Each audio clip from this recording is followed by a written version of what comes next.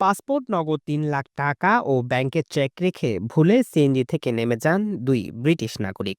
অনেক খোঁজাখুঁজির পর সিএনজি চালককে না পেয়ে হতাশ হয়ে কোতোয়ালি থানায় দ্বারস্থ হন তারা।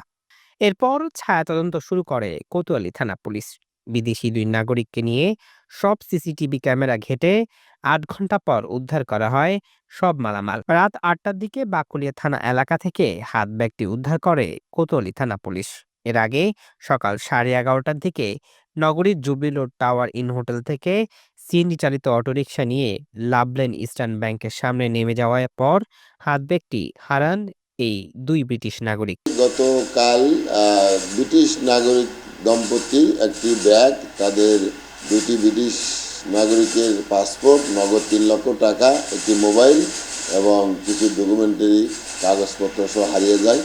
উক্ত ঘটনায় আমরা সংবাদ পাওয়ার পর কোতোয়ালি এই ব্যাগটি উদ্ধারের লক্ষ্যে কাজ শুরু করি এবং 8 ঘন্টা টানা অভিযান পরিচালনা করে সিসি ফুটেজ সংগ্রহ সহ এবং তথ্য উপাত্তের ভিত্তিতে এই সিএনজি গাড়িটি আমরা শনাক্ত করি।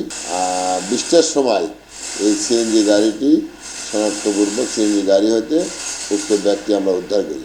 পরবর্তীতে ব্রিটিশ দম্পতি এই ব্যাগটি শনাক্ত করে এবং ব্যাগের ভিতরে থাকা দুইটি বিদেশি পাসপোর্ট, 3 লক্ষ নগদ টাকা, ব্যাংকের চেক, একটি মোবাইল সহ আনুষঙ্গিক কাগজপত্র দম্পতির নিকট আমরা হস্তান্তর করি। জুলকার নাইন, দৈনিক আজাদী।